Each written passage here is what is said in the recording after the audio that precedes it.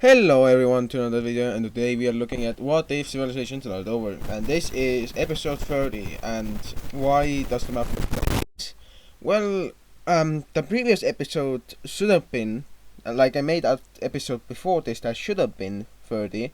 Then multiple implications came in, like complications came in, and what happened was that I had scrapped the entire thing. And then I had like a break from the like original audio that I also had like cut off. So let's get straight into this with the partition of India by the guys who won. So we see southern India taking this much land.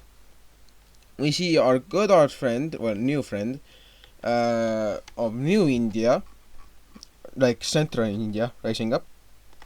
No, they're not Central India. They're something else, to be honest. This would be the southeastern. Yeah, so actually the eastern Indian. I don't know.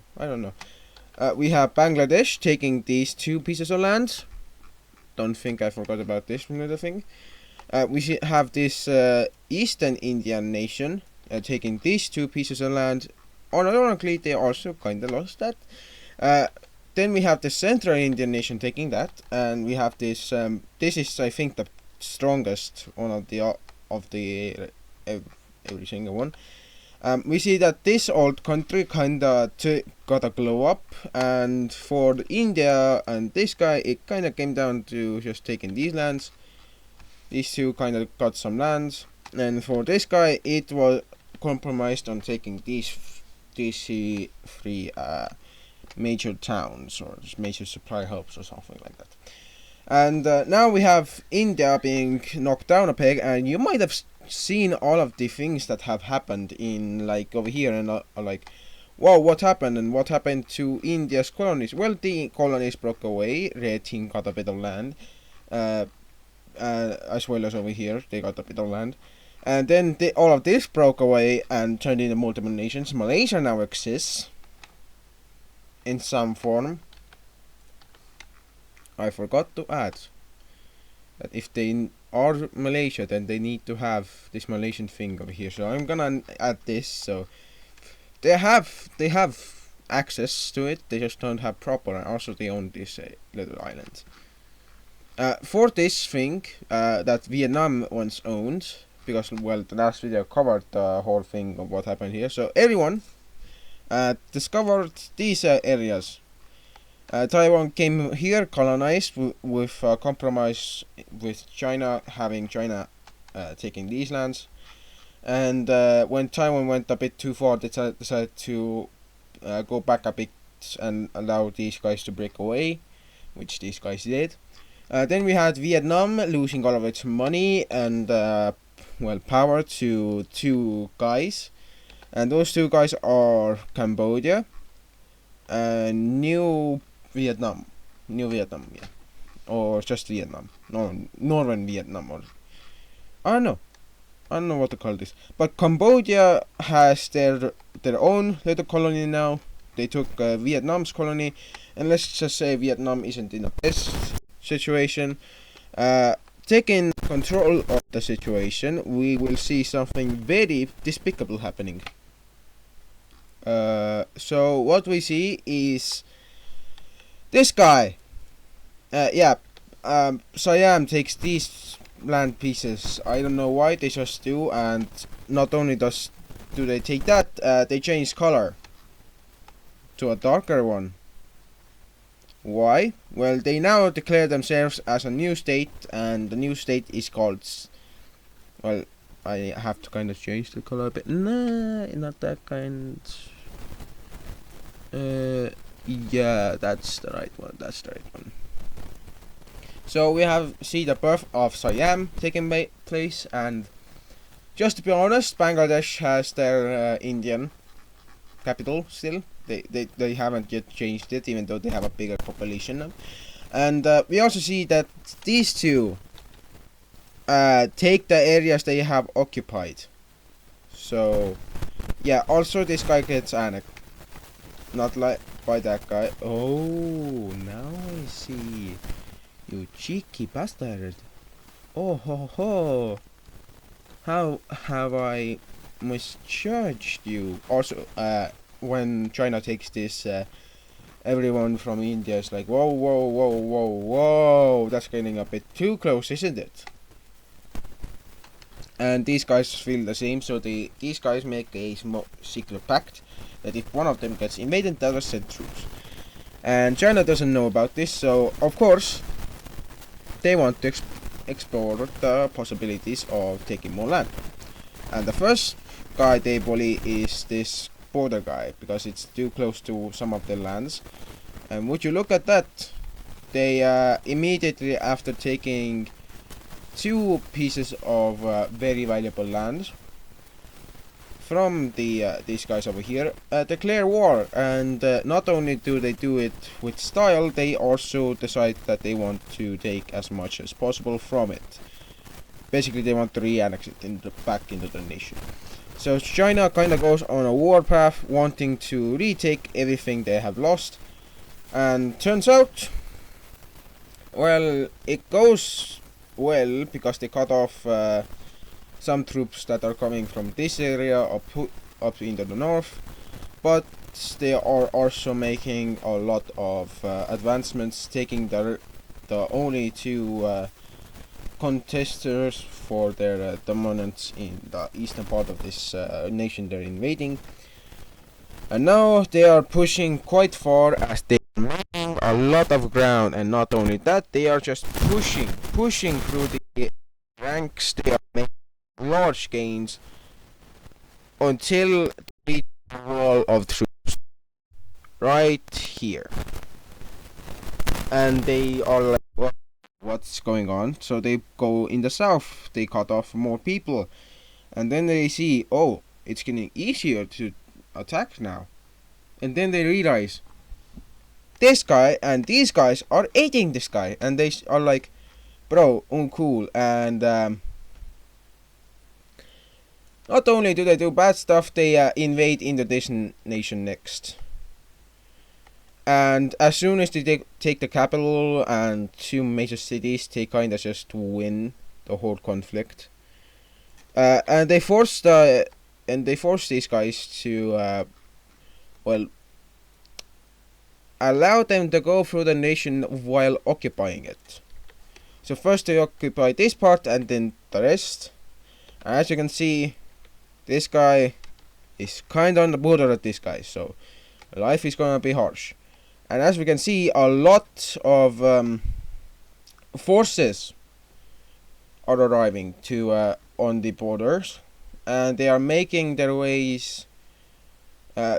over to anything else. And this nation finally declares that it has fallen; it cannot fight anymore.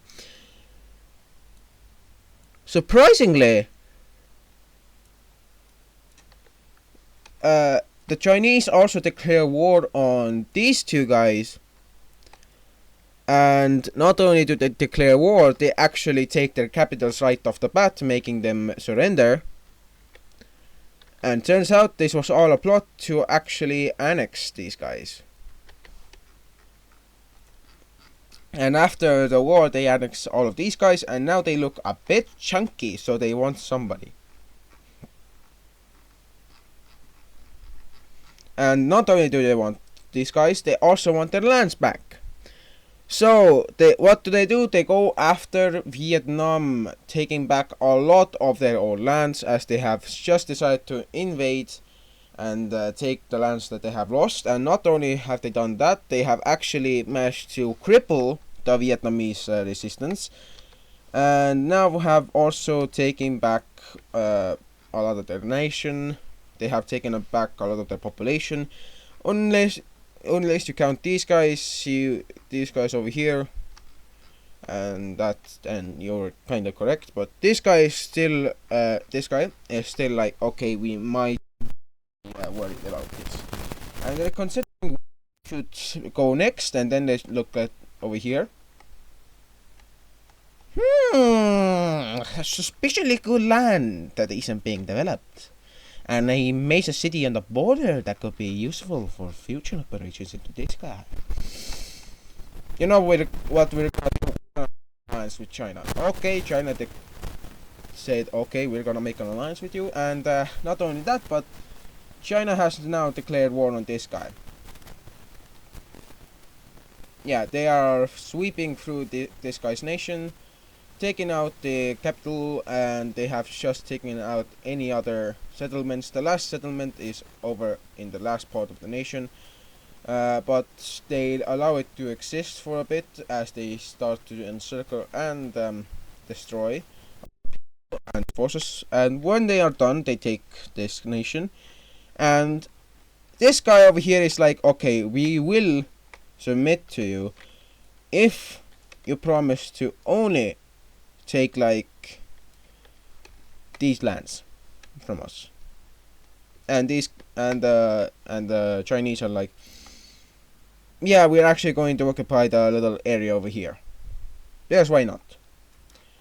And we are also gonna occupy your major city, and then we're gonna occupy the southern parts of your country, well, the northern southern parts. Oh, now we're just gonna invade you, because we already were planning to do that. So this guy gets invaded, and by the time that it's on its last legs, like over here, trying to survive, it gets invaded and annexed by this guy in the last parts of its country, and we see China taking the rest of this guy. China is making many moves to secure its land. It's trying its best to secure public support, and right now it has just managed to overwhelm so many other countries. As you can see, a lot of different countries were here before, but now we have the biodiversity of countries going down because of China just eating them. And by far the weakest opponent on the Chinese ranks would be, well, border ranks would be this guy, but they don't want to go to war with that guy because that would trigger Korea, because these two have like a good friendship, and Korea is currently a bit stronger than these guys. They somehow kind of just managed to bounce back as Taiwan kind of make their way over here. So yeah.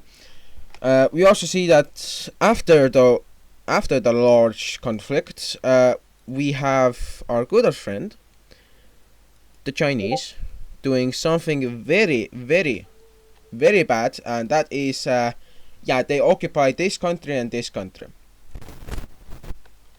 only to annex them. You can see where this is going. They have deliberately evaded this guy because they aren't gonna want to invade that, obviously, is what these guys thought. That was until they got word of raiders in the north, and they were like, okay, it's just raiders, nothing else. Then they got news of raiders in the west. They were like, actually east, and they were like, okay, it just happens. Then in the south, and they were like, okay, it's weird now. And they eventually considered that these aren't just raiders, they are invaders.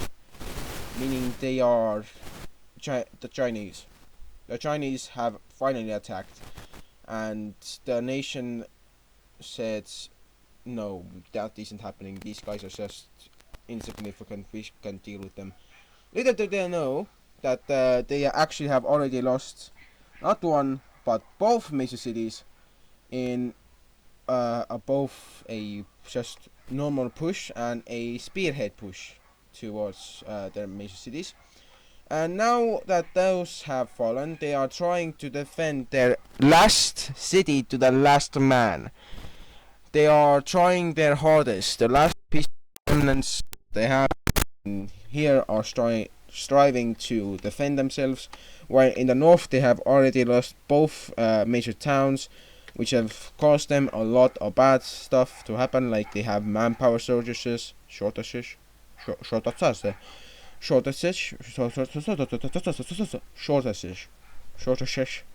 cannot speak. Shortages. Nah. But we do see that after a lot of land has been lost, that these pink guys decide that before China can take too much, they will also invade so they can take land.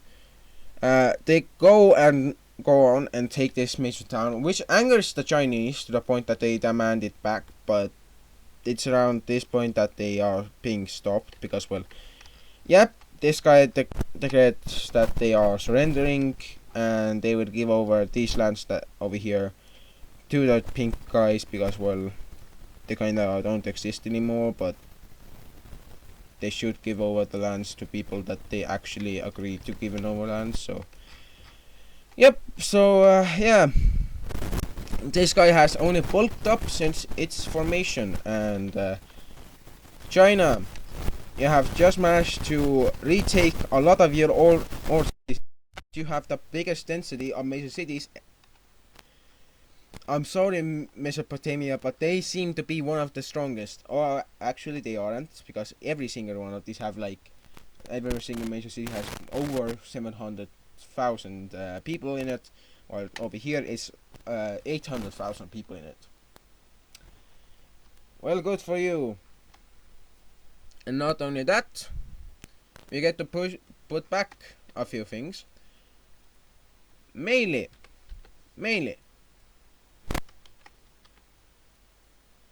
we get to see these capitals being lost. Yeah, life is good. Also, China doesn't want to go to war with this guy because that would trigger this whole Asiatic alliance, because it's well a defensive alliance. If Korea decided to attack, these guys wouldn't attack, and same with this guy because, well, yeah, same thing. This guy is kind of not against them or with them, so. But let's go to the nations that actually do get, for the first time, their own capitals. So basically, we see this guy putting its capital right on the sea because why not? And this guy kind of changes its capital from that to, well, what should be this area. Don't know why you're still like that. We do see that Bangladesh kind of just does what it wants currently because it's so like strong in the Indian part. So life is good for it. We see this blue guy putting its capital near the border of these guys because, well, protection. This guy puts its capital right there, and this guy decides to put its capital temporarily right there, making it one of the only ones to actually put a capital down in like a temporary spot. Also, we have these guys making their capitals like this. These guys don't have a capital, and when we go over here, there's no capitals. Like, at all. Also, Ireland puts its capital right there. We have also Scotland putting down their capital, and why not? We also have another guy making their capital, and that would be no one because there's, I think, no one left to put a capital down for. Yeah, everyone has a capital. Like, there isn't anyone without a capital except for these guys over here. But also, sorry guy, but you lost your dual thing. So we have all of this happening, and we haven't even gone to the European feeder. And by feeder I mean feeder because not only have the Irish just discovered something very, very lucrative, they have also discovered that over here is better than anywhere else. And as you can see, they are making their ways very known because they are making a lot of, well, hedgerow or something. I don't know. But the Irish are making discoveries on the Greenland area, as they are actually planning to go over there and colonize it, making them one of the first to actually go more north than this guy. Well, yeah, because they kind of are going more north than this guy. It's around this time that they are actually trying to go more north. So don't know why people are just so fixated on doing some stuff.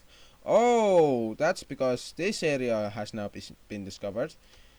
Yeah, now Ireland is pushing its luck because, well, nobody has ever gone around and done this stuff because, well, nobody really wanted to do all of that. And it is doing it.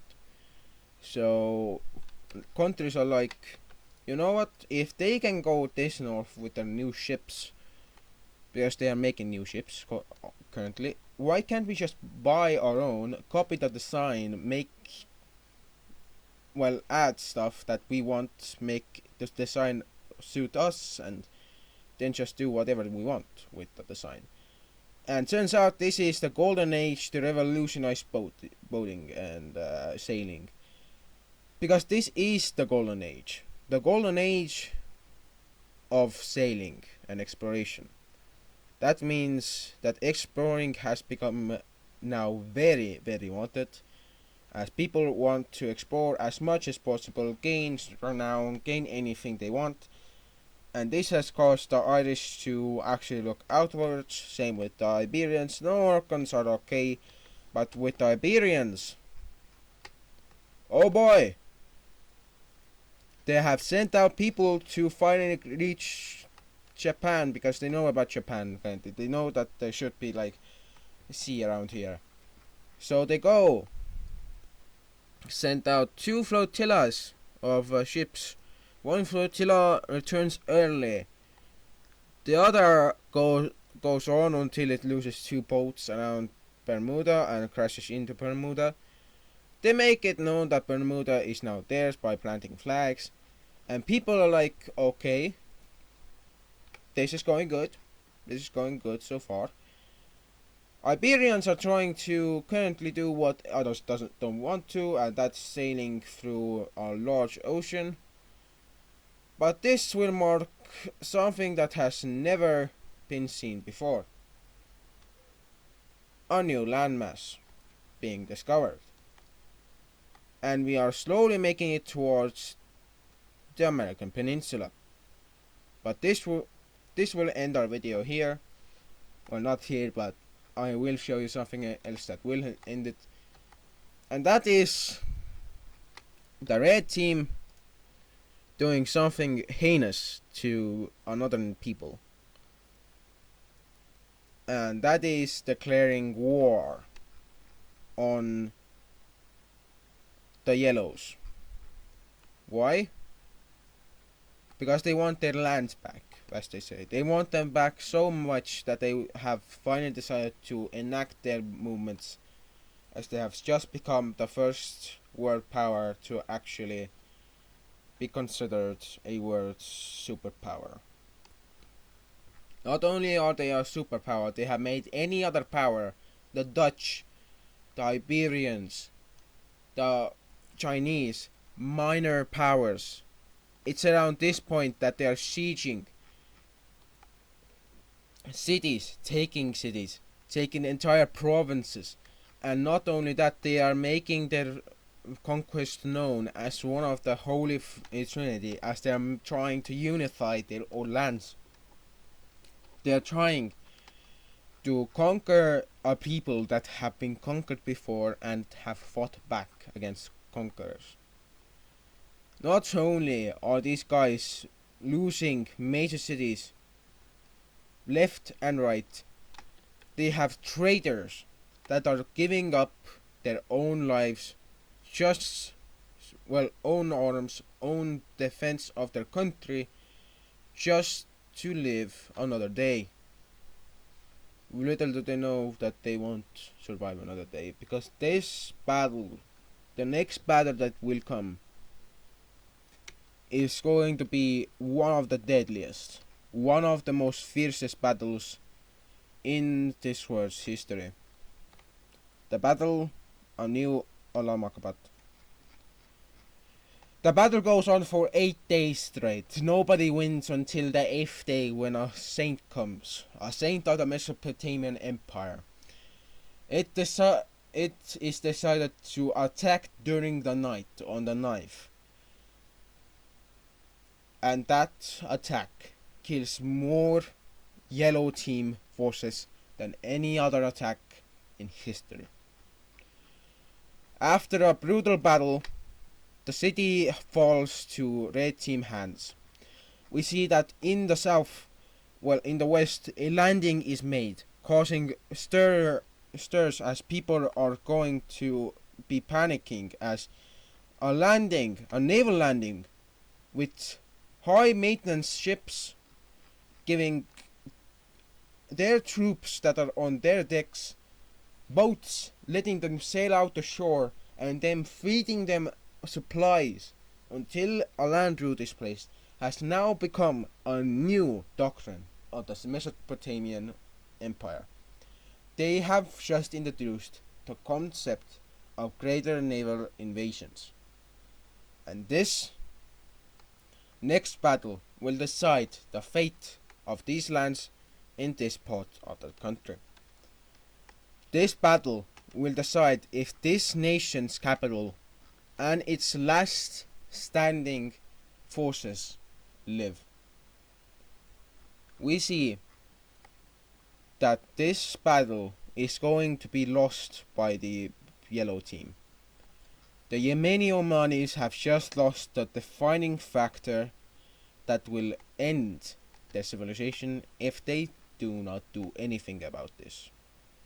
Another battle in the north happens to take this major city. It goes on for 8 days until a naval landing over here connects up and destroys the supply routes into the major city. Forces are now booking it to major cities, causing massive losses for anyone who's a general and trying to defend against the forces. People who are flocking to the major cities trying to survive the onslaught of Reds have just been recruited into the army, trained against the invaders, and those who have lost more than they should are fighting to defend their own nation. We see a double-pronged attack happening that eventually goes on for 8 other days as another battle starts on the 8th of the other battle.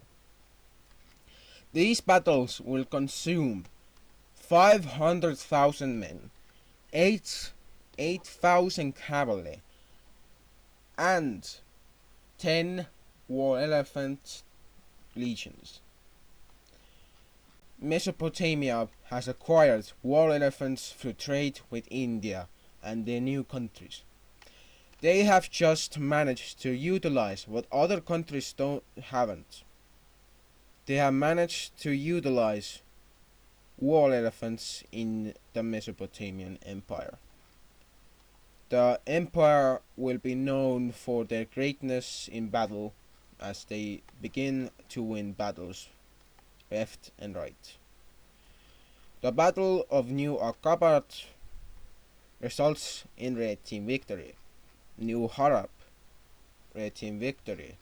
New Karan, Yellow Team victory. The only victory the Yellow Team sees is in and around its capitals. Its capitals of these 3 cities. These 3 are considered the Yellow Team Holy Land. If these fall, if even one falls, morale will dip below what it should be. Determination will fall, and resistance with determination.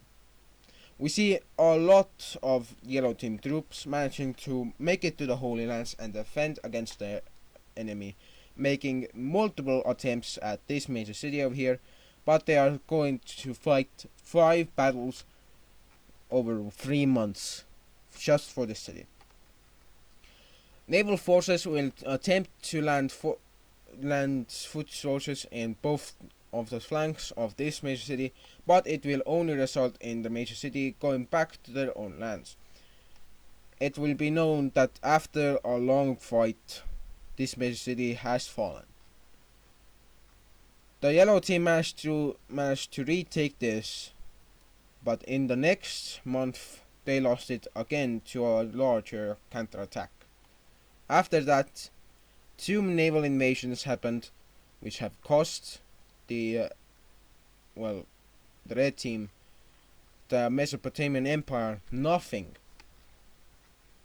These major cities that are trying to defend have just been flanked in the best way possible by the Mesopotamians, but in the worst way possible for the yellow team. Before their capital is attacked, the last major city is attacked, so anything couldn't be brought to the capital's aid. The last yellow team troops that are defending these lands will be routed through a large, narrow gap.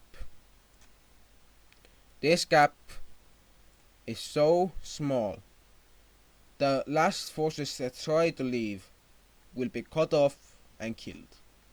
Over 500,000 people have died in the last few conflicts, but this has just become the record for killing 600,000, meaning that this war has already surpassed what the Indian and Chinese conflicts have already done. We see that the yellow team surrenders and becomes not only a part of the red team, but has lost its sovereignty. But hope is not lost, as some nations, the nations of righteousness, are fighting for the independence of the yellows.